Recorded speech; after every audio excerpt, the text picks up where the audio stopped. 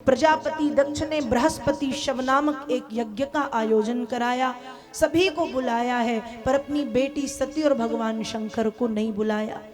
आकाश मार्ग से देवी देवता विमान में तैयार हो के बैठ बैठ के गाने गाते मंत्रोच्चारण करते हुए चले जा रहे। सती ने देखा तो पूछा कि पतिदेव ये विमान कहाँ जा रहे हैं? जब भोलेनाथ तपस्या से उठे तो पहला प्रश्न, ये विमान कहाँ जा रहे हैं? भोलेनाथ ने उत्तर दिया कि आपके पिताजी यज्ञ कर रहे हैं, ये वहीं जा रहे हैं। सती कहती जब पिताजी यज्ञ कर रहे हैं तो चलना चाहिए।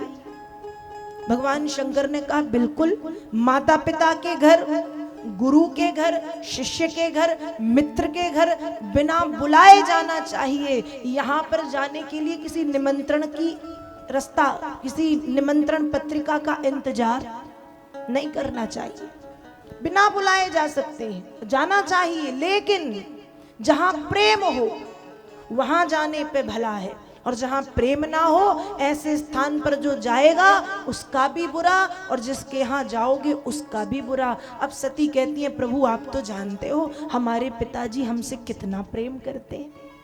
भोलेनाथ ने कहा देवी कोई समय था जब करते थे, अब नहीं करते। क्यों? एक समय आपके पिता और मेरा झगड़ा हो गया, मैंने आपको बताना उचित नहीं समझा। सती कहती है प्रभु तब नहीं बताया, अब बता दो। भोलेनाथ कहते हैं एक बार की बात है, जब आपके पिता प्रजापतियों के राजा बने तो आपके पिताजी ने एक सभा बुलाई। जब आपके पिताजी सभा में आए तो आपके पिताजी के आते ही सभी खड़े हो गए, पर मैं और ब्रह्मा जी हम दोनों खड़े नहीं हुए। ब्रह्मा जी इसलिए क्योंकि ब्रह्मा जी दक्ष के पिता हैं, और एक पुत्र के आने पर पिता खड़ा हो ये शोभा नहीं देता। एक पिता के आने पर पुत्र खड़ा हो जाए ये शोभा देता है। तो ब्रह्मा जी दक्ष के पिता हैं, इसलिए पुत्र के आने पर पिता का खड़ा होना अच्छा नहीं लगता। ब्रह्मा जी खड़े नहीं हुए। अब भगवान शंकर आप सोच सकते हो कि हो सकता है वो दक्ष के दामाद हैं, जामाता हैं, इसलिए खड़े नहीं हुए, लेकिन ऐसा नहीं है। भगवान शंकर को ये मान अपमान का कोई भय नहीं होता। भगवान शंकर तो जहां बैठते हैं वहां अपने राम में रमण करने लगते।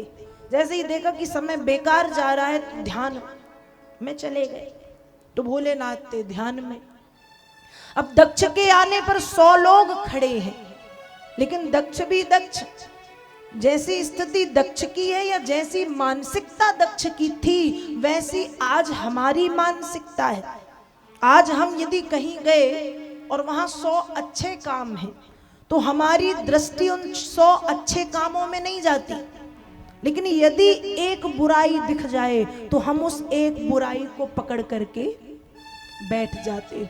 किसी में 100 अच्छाइयां हैं, हम वो 100 अच्छाइयां नहीं देखते, हम एक बुराई को पकड़ करके बैठ जाते हैं। वैसी ही स्थिति दक्ष की है। 100 लोगों का खड़ा होना दिखाई नहीं दिया, पर भगवान शंकर बैठे हैं ये उसने जल्दी देख लिया। और भगवान शंकर को अपशब्द, देखो मनुष्य की दृष्टि बुराइयों पर पहले जाती है, पर बुराई किसमें नहीं है। हम भगवान थोड़ी हैं जो परफेक्ट रहेंगे, हम मानव है ना, तो कहीं ना कहीं कुछ ना कुछ कम बढ़ तो चलता रहता है। इसलिए यदि अच्छाइयां हैं तो अच्छाइयों को हम पहले देखें, बुराइयों को बाद में। बुराइयों को देखना भी जरूरी है, बुराइयों को देखने से उनमें सुधार आ जाता है, लेकिन पहले अच्छाइयां भी तलाश लो। प्रजापति दक्ष ने भी उस सभा का त्याग गुस्से में कर दिया। ये सारी बात भगवान शंकर ने सती को बताई कि ऐसी ऐसी बात थी, मैंने तब नहीं बताया, अब बता दिया, इसलिए अब आपको आपके पिता के यज्ञ में नहीं जाना चाहिए। पर सती तो सती, मैं तो जाऊंगी, मेरी माँ मिलेंगी, मेरे पिताजी मिलेंगे, मुझे भेंट देंगे, और झगड़ा आपका हुआ था ना, मेरा नहीं। भगवान शंकर ने खूब समझाया, लेकिन पत्नी को कौन समझा सकता है। भगवान शंकर ने भी हार मान ली कि भैया पत्नी है, सब परास्त है।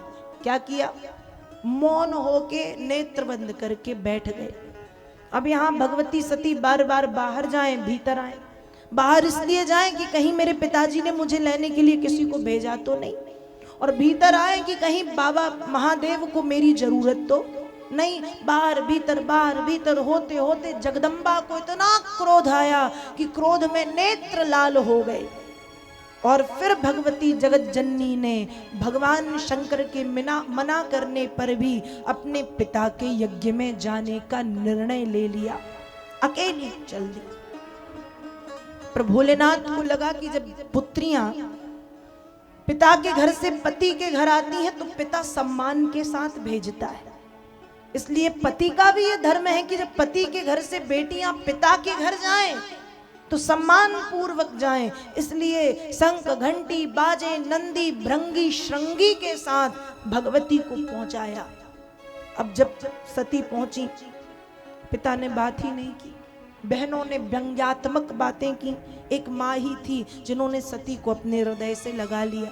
अब सती यज्ञ मंडप में पहुंची तो देखा सभी देवी देवताओं का आसन है, पर ईशान कोण में भगवान शंकर के लिए कोई स्थान नहीं है। तत्क्षण देवी सती ने उत्तर दिशा तरफ मुख करके अपने ऊपर पीला वस्त्र डाल के अपने पिता दक्ष से कहा कि तू जितना ज्ञानी था आज उतना अज्ञानी हो गया है। मैंने कहा था कि मेरा अपमान करेगा तो मैं चली जाऊंगी, और आज महादेव का अपमान ही मेरा अपमान है। इसलिए पीला वस्त्र डाल के दाहिने पैर के अंगूठे से भगवती सती ने योग अग्नि प्रकट कर दी, और उस योग अग्नि में जल करके भगवती सती भस्म हो गई। भगवान शंकर को जब यह बात पता चली, वीरभद्र को भेज करके दक्ष के यज्ञ का विध्वंस कराया गया।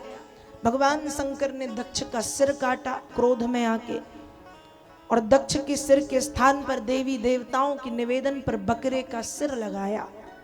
बकरे का सिर इसलिए लगाया, बकरा हमेशा करता है मैं, और दक्ष अहंकारी था। अहंकारी पुरुष भी हमेशा मैं करता रहता है।